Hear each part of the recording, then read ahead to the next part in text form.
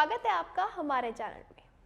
आज की इस वीडियो में हम रत्नापुरी जी से बात करेंगे और उनसे जानेंगे राजयोग के बारे में, साथ ही साथ पंच महापुरुष योग के बारे में कि राजयोग बनता कैसे है, कब बनता है और पंच महापुरुष योग में कौन कौन से ग्रह इंक्लूडेड होते हैं। तो चलिए इनसे बात करते हैं। नमस्कार मैम, आपका स्वागत है हमारे चैनल में। नमस्ते कल्पना जी। नमस्कार सभी दर्शकों को भी मेरा, और थैंक यू मुझे मंच में आमंत्रित करने के लिए। मैम, आज आपसे मैं एक काफी इंटरेस्टिंग टॉपिक के ऊपर चर्चा करने जा रही हूँ, जो कि है राजयोग। अक्सर लोगों को ये चाह रहती है कि उनका कब राजयोग आएगा और आएगा तो उन्हें क्या रिजल्ट्स मिलेंगे। तो सबसे पहले मैं आपसे यही जानना चाहती हूँ कि राजयोग होता क्या है और ये बनता कैसे है और कब बनता है। तो सबसे पहले मैं बताती हूँ कि राजयोग होता क्या है। राजयोग मीन्स राजा बनने का योग। तो राजा बनने के लिए हमारे 3 प्रकार के होते हैं। एक तो राजा मतलब सबसे उत्तम कोटि का राजा, जो जैसे आजकल तो राजा बनने का जमाना है नहीं, तो राजा के समान शासन करने की क्षमता रखने वाले व्यक्ति जो होते हैं उनमें वो राजयोग हो सकता है। जैसे प्रधानमंत्री हो गए, प्रेसिडेंट हो गए हमारे देश के, जो प्रथम श्रेणी का और उत्तम कोटि का होता है। और दूसरा राजयोग है मीडियम टाइप का, जो कलम की ताकत वाले, जो सरकार द्वारा चुने गए अधिकारी होते हैं, जैसे आईएएस हो गए, आईपीएस हो गए, या बड़ी बड़ी कंपनियों के डायरेक्टर्स और सीईओ। फिर तीसरा राजयोग होता है राजा के समान जीवन जीने वाला, मतलब जैसे अंबानी टाइप के लोग, टाटा बिरला, या जिनमें लोगों को रोजगार देने की क्षमता है, बड़े बड़े इंडस्ट्रियलिस्ट जो होते हैं। तो इस तरह से राजयोग बनाने के लिए मतलब कुछ गुण भी होने चाहिए। और हमें ज्योतिष में कुंडली में भी हम देखते हैं कि राजयोग किन भावों से देख सकते हैं, प्लैनेट्स के थ्रू देख सकते हैं। तो उस तरह से हम राजयोग देखते हैं। अब जैसे अभी जो हम राजयोग देख रहे हैं कि कुंडली में राजयोग कैसे बनता है, तो कुंडली के शुभ भाव होते हैं जो केंद्र भाव कहलाते हैं। मैं दिखाती हूँ आपको स्क्रीन शेयर करके। तो ये हमारे 4 केंद्र के भाव होते हैं, फर्स्ट, फोर्थ, 7वां और 10वां। पहला, चौथा, 7वां और 10वां। प्रथम भाव केंद्र का है और त्रिकोण का भी होता है। चौथा भाव केंद्र का, 7वां भाव केंद्र का और 10वां भाव केंद्र का। और ये 5वां, 1, 5, 9, ये 3 भाव जो है त्रिकोण के कहलाते हैं। तो ये जो है हमारी कुंडली के सबसे शुभ भाव कहलाते हैं। शुभ ग्रह इनमें बैठे हो तो हमारा राजयोग बनता है। तो केंद्र जो स्थान है ये चारों, इनको हम कुंडली में विष्णु भाव कहते हैं, जो विष्णु के स्थान कहलाते हैं। और ये जो त्रिकोण के भाव हैं इनको लक्ष्मी भाव कहलाते हैं। ये लक्ष्मी भाव कहलाते हैं त्रिकोण के, पहला, 5वां, 9वां। तो केंद्र स्थान विष्णु भाव और त्रिकोण के भाव लक्ष्मी स्थान। तो जब इन दोनों में मिले, इन दोनों स्थानों से ग्रह बैठते हैं तो उसको विष्णु लक्ष्मी विष्णु योगाकारी ग्रह कहते हैं, लक्ष्मी नारायण योग कहते हैं। ठीक है। जी तो राजयोग का अर्थ, जैसा कि मैंने कहा, राजा के समान जीवन जीने वाला व्यक्ति, जिसको धन, सम्मान, महलों जैसा घर या पद प्रतिष्ठा जो सब मिलता है राजा को, उस टाइप का जो राजयोग होता है वो व्यक्ति में इन स्थानों से मिलता है उनको। और इसमें अगर 2 ग्रह एक साथ किसी भाव में बैठ जाए, या शुभ ग्रहों की युति हो जाए, या एक ग्रह इसमें और एक ग्रह त्रिकोण में, एक ग्रह केंद्र में और एक त्रिकोण में, तो इसको बोलते हैं महायोगाकारी ग्रह। इस तरह से कुंडली में हम देखते हैं कि राजयोग बन रहा है कि नहीं बन रहा है।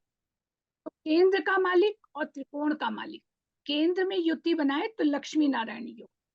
केंद्र त्रिकोण के राजयोग जो है इनको हम विष्णु भाव कहते हैं, केंद्र को, और त्रिकोण को लक्ष्मी भाव। तो इनमें या तो स्थान परिवर्तन हो जाए इन दोनों में, ये भी एक प्रकार का राजयोग है। और या केंद्र में या एक स्थान केंद्र में ही बैठ जाए एक साथ दोनों, जी या इनमें क्लोज कंजंक्शन हो जाए, युति से, डिग्री से, एस्पेक्ट से, कैसे भी, मतलब इनमें क्लोज कंजंक्शन होना चाहिए केंद्र और त्रिकोण भाव। तो ये एक बहुत बढ़िया राजयोग होता है। अब इसके अलावा हम इसमें योगाकारी ग्रह भी देखते हैं, फिर इसमें षडबल भी देखते हैं ग्रहों का, फिर ग्रहों के दिग्बली ग्रह होते हैं। अब ग्रह जो होते हैं, ग्रहों को दिशा बल मिलता है, डायरेक्शनल स्ट्रेंथ। जी तो डायरेक्शनल स्ट्रेंथ होती है, जैसे वो भी मैं दिखा देती हूँ। ये जैसे ये केंद्र का पहला भाव है, प्रथम भाव। प्रथम भाव में गुरु जो है बैठे हो या बुध बैठे हो, तो ये इनको यहाँ का डायरेक्शनल स्ट्रेंथ कहते हैं, ये दिग्बली हो जाते हैं यहाँ पे। फिर चौथे भाव में चंद्र बैठे हो, चंद्रमा या शुक्र। राशि का इसमें नहीं देखते, इसमें ग्रहों को ही देखते हैं। यहाँ पे दिग्बली ग्रह जो होते हैं, इनमें हम खाली ग्रहों की स्थिति देखते हैं भाव के अनुसार। तो यहाँ पे चौथे घर में चंद्रमा हो या शुक्र हो, तो इनको यहाँ पर दिग्बल प्राप्त होता है। शनि को वेस्ट में, पश्चिम में, मतलब ये अगर सप्तम भाव में बैठे हैं तो सप्तम भाव पश्चिम का भाव है, यहाँ पे शनि को दिग्बल प्राप्त होता है। अब ये सूर्य को दक्षिण दिशा में दिग्बल प्राप्त होता है। 10वें भाव में सूर्य और मंगल बैठे हो, सूर्य या मंगल बैठे हो, तो यहाँ पे मंगल जो है 10वें घर में काल पुरुष की कुंडली से उच्च के होते हैं। तो उस तरह से यहाँ पे सूर्य या मंगल को दिग्बल प्राप्त होता है। तो ये दिग्बली ग्रह भी हुए, जो भी, ये भी एक प्रकार का राजयोग होता है। तो मैंने कुछ 2-3 राजयोग इसलिए बताने की कोशिश की है। इसके अलावा मैं आज पंच महापुरुष योग के बारे में बताती हूँ। जी। तो मैम, जो आपने ये पंच महापुरुष के बारे में बताया, अभी आपने उसका जिक्र किया, तो जो ये पंच महापुरुष योग होता है, ये क्या होते हैं? हाँ, पंच महापुरुष योग मतलब पांच, पंच मीन्स 5, महापुरुष मीन्स ग्रेट पर्सनैलिटी योग, मतलब 5 महान पुरुषों का, जो विद्वान व्यक्तित्व वाले लोग जो होते हैं, उन लोगों का योग जो कहलाता है वो पंच महापुरुष योग। तो मैम, इसमें कौन कौन से ग्रह इन्वॉल्व रहते हैं? जब ये पंच महापुरुष योग बनता है तो इसमें कौन कौन से ग्रह इन्वॉल्व रहते हैं? हाँ, तो ये 5 मेन हाउसेज होते हैं। जैसे केंद्र के 4 हाउसेज जो मैंने दिखाए, 1, 4, 7, 10, और त्रिकोण के 5, 9, 1, 5, 9। तो इन भावों में बैठा हो कोई ग्रह, और 5 ग्रह जो मेन है हमारे, बुध, गुरु, मंगल, शनि और शुक्र, ये 5 प्लैनेट्स मेन है पंच महापुरुष योग बनाने के लिए। इनके लिए कुछ कंडीशंस होती हैं, जो जो शर्तें पूरी करते तभी ये पंच महापुरुष योग बनता है। तो जैसे केंद्र या त्रिकोण में हो, ये 5 प्लैनेट्स में से कोई भी प्लैनेट अगर केंद्र या त्रिकोण में हो, फिर अपनी स्वराशि का हो या उच्च का हो, साथ ही में लगन भी बलवान होना चाहिए, मतलब लगन को स्ट्रेंथ लिए होना चाहिए। जी तो पंच महापुरुष योग जो 5 ग्रहों से बनते हैं, इनमें मंगल से रुचक महापुरुष योग बनता है, फिर बुध प्लेनेट से भद्र महापुरुष योग बनता है, बृहस्पति से हंस महापुरुष योग, और शुक्र से मालव्य योग, और शनि से शश महापुरुष योग। तो ये पांच तरह के पंच महापुरुष योग कहलाते हैं। तो इसमें सबसे पहले मैं आप लोग को रुचक महापुरुष योग के बारे में बता। तो रुचक महापुरुष योग है जो मंगल की प्लेसमेंट स्ट्रांग होनी चाहिए, मतलब 1, 4, 7, 10 में हो, केंद्र में हो या त्रिकोण में हो, 1, 5, 9 मंगल ग्रह, और मंगल की स्वराशि हो। मंगल की 2 राशियां हैं, मेष और वृश्चिक, इन किसी एक राशि में हो, या फिर मंगल उच्च का हो, उच्च का होकर किसी भी मतलब केंद्र या त्रिकोण के भाव में बैठा हो। 10 नंबर की राशि मकर में वो उच्च के होते हैं, तो मंगल वहां पे होने चाहिए। अब किसी हॉरोस्कोप में मंगल केंद्र या त्रिकोण के किसी एक घर में उच्च के होके बैठे हो या स्वराशि को हो, जी तो ऐसे जातक के हॉरोस्कोप में रुचक महापुरुष योग बनता है। तो स्वराशि यानी मेष या वृश्चिक, और उच्च का यानी मकर में, तो इन हाउसेज में जब मंगल होंगे तो वो रुचक महापुरुष योग बनता है। ऐसे जातक साहसी होते हैं। मंगल जैसे डिनोट करता है साहस को, करेज को, एफर्ट्स को। और ऐसे लोग सेना के महानायक या पराक्रमी, और पुलिस में हाई पोस्ट पे, और ऐसे करके ये जो होते हैं, इस इनमें मंगल का रुचक महायोग बनता है। तो ऐसे लोग जरूरी नहीं है कि खाली सेना या उनमें ही हो, कहीं भी हो सकते हैं। बड़े महापुरुष योग है ये। तो ये हमारे मोदी जी की कुंडली में है। तो इसका मैं दिखाती हूँ, कुंडली में दिखा देती हूँ। ये देखिए, इनकी वृश्चिक राशि की कुंडली है, और यहाँ पे मार्स जो है स्वराशि का होके बैठा है। एक तो ये हो गया इनका केंद्र में, केंद्र और त्रिकोण दोनों का घर जो होता है प्रथम भाव होता है। तो यहीं पे मंगल जो है मतलब स्वराशि का होके बैठा है, और नीच भंग राजयोग भी बना रहा है। उनके साथ है, मून नीच का है और मार्स अपनी ही राशि का है। तो ये नीच भंग महायोग भी है। और फिर मंगल सलमान खान की कुंडली में भी है। मंगल दिग्बली भी है और उच्च का होके केंद्र में 10th हाउस में यहाँ बैठा है सलमान खान की कुंडली में। फिर सानिया मिर्जा की कुंडली में है। फिर कपिल देव की कुंडली में है, जो हमारे देश के भूतपूर्व कैप्टन रहे हैं क्रिकेट के। जी। उनकी कुंडली में 7th हाउस में स्वराशि का होके बैठा है। फिर ऐश्वर्या राय की कुंडली में 7th हाउस में यहाँ पे स्वराशि का मंगल बैठा है, जो रुचक महापुरुष योग बना रहा है। फिर दूसरा महापुरुष योग है भद्र महापुरुष योग, जो बुध से बनता है। बुध यानी मरकरी। तो ये मरकरी वही केंद्र में हो, 1 4 7 10 के भाव में हो, या त्रिकोण में हो 1 5 9, उसमें या तो ये उच्च का होके बैठा हो। बुध कन्या राशि में, अपनी ही राशि में उच्च के होते हैं।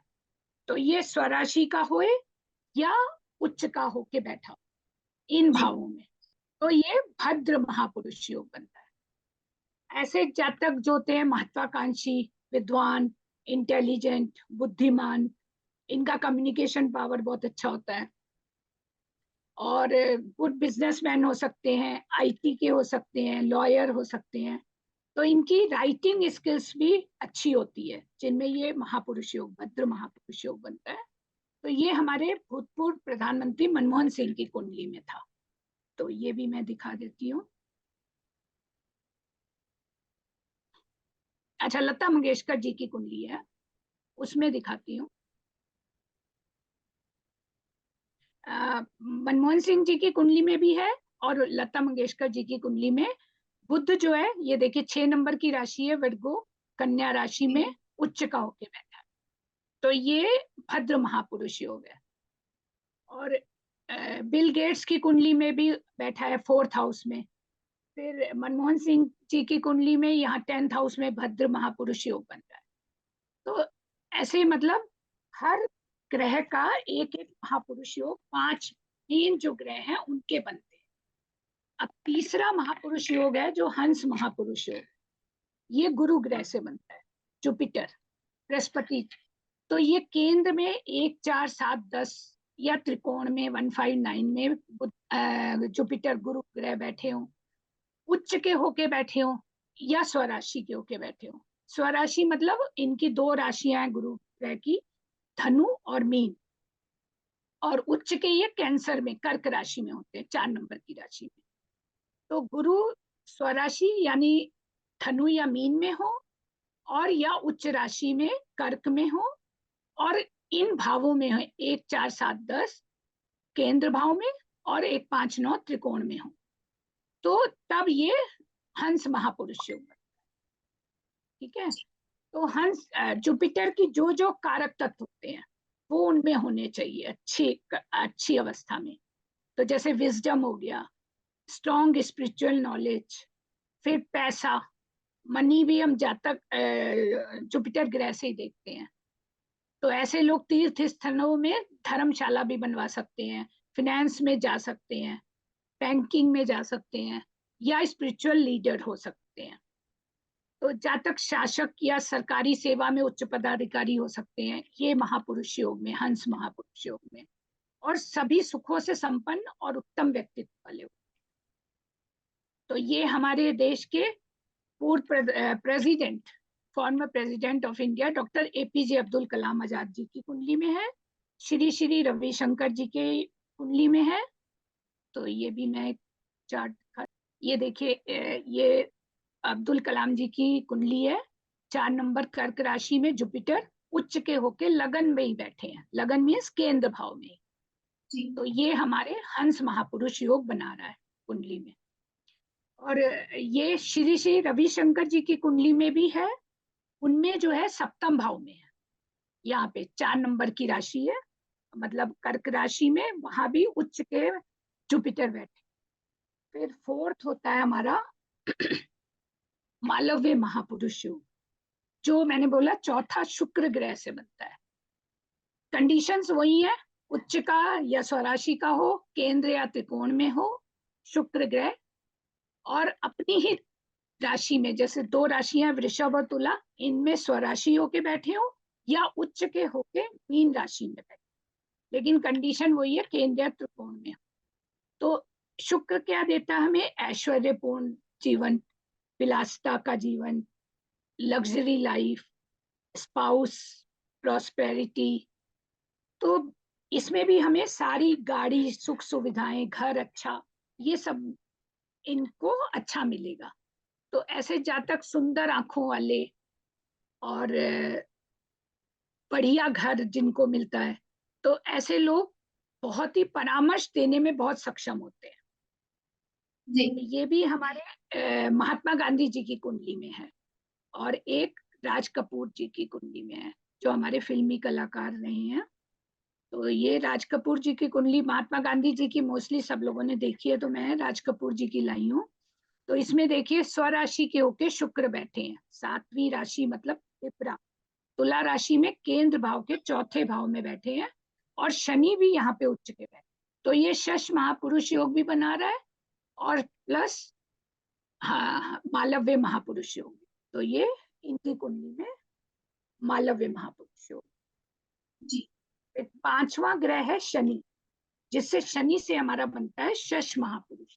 तो शश महापुरुष योग की भी वही कंडीशंस है कि एक तो लगन बलवान होना चाहिए, लगन भी स्ट्रांग हो, और मोस्टली हमने देख लिया है कि सारे महापुरुषों के लगन में ही बन रहा है, मतलब उच्च का होके ग्रह बैठा है। और वैसे ये जरूरी नहीं है कि लगन में ही हो, लगन बलवान होना चाहिए। और केंद्र में हो शनि ग्रह, या त्रिकोण में हो, केंद्र यानी वही 1 4 7 10, और त्रिकोण मतलब 1 5 9। और शनि की 2 राशियां मकर और कुंभ, तो कैप्रिकॉर्न और एक्वेरियस, इनमें स्वराशि का शनि बैठा हो केंद्र भाव में या त्रिकोण में, और या उच्च का होके, शनि उच्च के तुला में होते हैं 7 नंबर की राशि में। तो तुला में उच्च के शनि हो और बलवान होके, लगन बलवान हो, तो ये शश महापुरुष योग बनता है। तो इसमें जैसे शनि को हम जानते हैं जस्टिस, न्याय के देवता हैं, कर्म के देवता हैं, hard working, full of patience. तो ऐसे लोग स्पिरिचुअल भी होते हैं, पेशेंस भी होता है। तो इनमें पॉलिटिकल स्ट्रेंथ होती है शनि के शश महापुरुष योग में, और इसमें कमांड अच्छा होता है। ये इस महायोग वाले, महापुरुष योग वाले, मतलब ऐसे जातक जो हैं लोहे का कारोबार कर सकते हैं, या एग्रीकल्चर का काम कर सकते हैं, या कोयल माइन, एक्सपोर्ट इंपोर्ट, इस टाइप का बिजनेस ये शश महापुरुष योग वाले कर सकते हैं। तो हम एक कुंडली देखते हैं, इसको पहचानते हैं आप? मार्क जुकरबर्ग, फेसबुक के जी संस्थापक, जी इनकी जी कुंडली में 10वें घर में उच्च का शनि बैठा है लिब्रा में। तो ये पता है हमें कि कितना प्रभावशाली व्यक्तित्व और कितना इन्होंने बड़ा काम किया।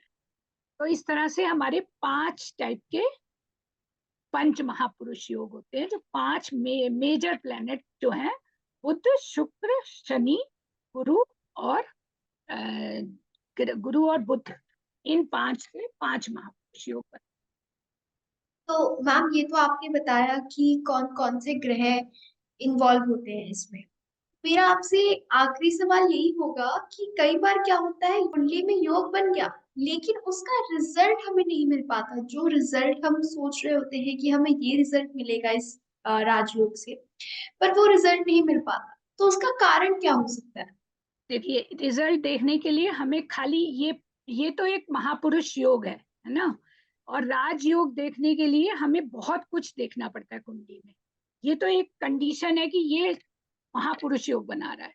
अब राजयोग बन जाता है पर रिजल्ट नहीं मिलता, तो इसके लिए जी हमें जो है मतलब कुंडली में ग्रहों की शक्ति भी देखनी होती है। पावर कितनी है, शक्ति षडबल कितना है, वो दिग्बली है क्या, या नौमांश D9 में जाके हम देखते हैं उस ग्रह की कितनी पावर है, उसमें वो कितना स्ट्रेंथ लेके बैठा है। अब जैसे राजयोग के राजपद के लिए व्यक्ति को कुछ कुछ कंडीशंस होनी चाहिए, कि जैसे वो निर्णय लेने की क्षमता हो, फिर उसमें जिम्मेदारी लेने की, रिस्पॉन्सिबिलिटी लेने की क्षमता हो, नेतृत्व की क्षमता हो, फिर सूझबूझ, विजडम हो, विवेक हो, और कलम की ताकत जानता हो, व्यक्ति की स्पीच पावर अच्छी हो, वाक पटुता अच्छी हो। तो जब ये सारी चीजें मिलती हैं तब जाके वो कार्य करता है कोई भी जी योग या राजयोग।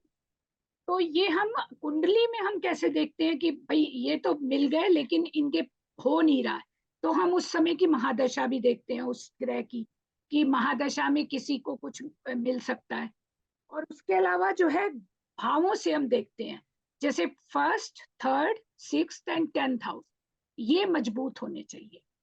क्योंकि फर्स्ट हाउस जो है जिससे हमें निर्णय लेने की क्षमता मिलती है, थर्ड हाउस से हमें एफर्ट्स की, हम एफर्ट भी कर सकते हैं कि नहीं, जी राजयोग बन जी रहा है जी लेकिन एफर्ट ही नहीं कर सकते तो राज जी वो कैसे लागू होगा।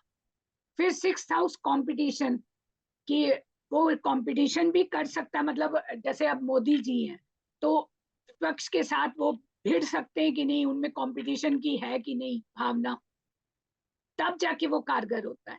10वां हाउस हमारा कर्म का घर है, कर्म का भाव है, तो वो भी होना चाहिए कि कर्म करने की क्षमता है हमारे में, अच्छे से अपना कर्म करें। अब इसमें जो है 4 ग्रहों को भी जरूर मजबूत होना चाहिए, शक्तिशाली, सूर्य, मंगल, शनि और राहु। तो सूर्य जो है एक राजा बनाने की क्षमता रखता है, सूर्य खुद ही एक राज्य ग्रह है, किंग का उनको दर्जा दिया गया है। तो सूर्य ही राजा बनाने की कला रखता है। योग खाली महापुरुष योग बनने से नहीं होता, क्योंकि राजा बनाने की क्षमता सूर्य के पास है। तो जी सूर्य भी बलवान होना चाहिए। मंगल भी, बिना पराक्रम के कोई राजा नहीं बन सकता, जैसा कि मैंने बोला, एफर्ट्स तो बहुत जरूरी है। फिर शनि है कि मतलब जनता भी उसको प्यार करने वाली, मान सम्मान देने वाली होनी चाहिए, एम्प्लॉयज मीन्स जनता हमारी जो है। और 10वां, चौथा है राहु ग्रह। राहु ग्रह मतलब लॉन्जिविटी ऑफ राजपद। तो योग तो बन गया लेकिन आप क्या सस्टेन कर पा रहे हो क्या उसको, जी राजा बने रह रहे हो क्या। तो जब जब ये सारी चीजें मिल जाती हैं तब हम कह सकते हैं कि हाँ भाई योग बन रहा है, साथ में उनमें ये सारे गुण भी हैं, तब हम जो है राजा बनने के लायक हैं। तो ये राजयोग तब काम करता है। और इसी तरह से जैसे उसमें बुद्ध जो है बहुत ज्यादा भी जरूरी नहीं है, मतलब बुद्धि भी है लेकिन चालाक नहीं होना चाहिए। बुद्ध जो है चालाकी को भी रिप्रेजेंट करता है, लेकिन बहुत ज्यादा चालाक भी नहीं होना चाहिए। मून है जैसे ग्रह, तो ये कमजोर होना चाहिए। फिर शुक्र है, शुक्र भी बलवान होना चाहिए, क्योंकि शुक्र ही हमें विलासितापूर्ण जीवन देता है, ऐश्वर्य वाला जीवन देता है। तो शुक्र भी अच्छा होना चाहिए। गुरु ग्रह, गुरु ग्रह जो है बैलेंस होना चाहिए। तो ये हमारे सारे ग्रह जो हैं मिल के जो है हमें राजा बनाते हैं। फिर उस समय की दशा, महादशा, अंतरदशा, वो भी हमें चेक करनी पड़ती है कि वो किस टाइप की चल रही है, कि कौन से ग्रह की चल रही है जो हमें राजा बनाने की क्षमता रखती जी धन्यवाद मैम आपका। आपने हमारे दर्शकों को राजयोग और पंच महापुरुष योग के बारे में इतनी अच्छी जानकारी दी है। राजयोग के बारे में बताया है, कब बनते हैं, कैसे बनते हैं, साथ ही साथ पंच है। महापुरुष योग क्या होता है उसके बारे में आपने बताया हमारे दर्शकों को, कितने प्रकार के होते हैं और कौन कौन से ग्रह इसमें शामिल होते हैं। ये सारी जानकारी आपने हमारे दर्शकों को दी है, इसके लिए मैं आपका बहुत बहुत धन्यवाद करती हूँ मैम। थैंक यू कल्पना जी, और गुरु जी का भी बहुत बहुत धन्यवाद जो मुझे अपने मंच पे आमंत्रित किया। Thank you so much ma'am. ये थी हमारी आज की चर्चा रत्नापुरी जी के साथ। अगर आपको हमारी ये वीडियो पसंद आई हो तो हमारे चैनल को सब्सक्राइब करें और हमारे एप्लीकेशन को इंस्टॉल करें, जिसमें हमारे 50 से भी ज़्यादा कोर्सेज अवेलेबल हैं। इसी के साथ डिस्क्रिप्शन में हमारे व्हाट्सएप ग्रुप का लिंक है, उसे ज्वाइन करें, जिसमें आपको लेटेस्ट ऑफर्स और अपडेट्स मिलेंगे। धन्यवाद।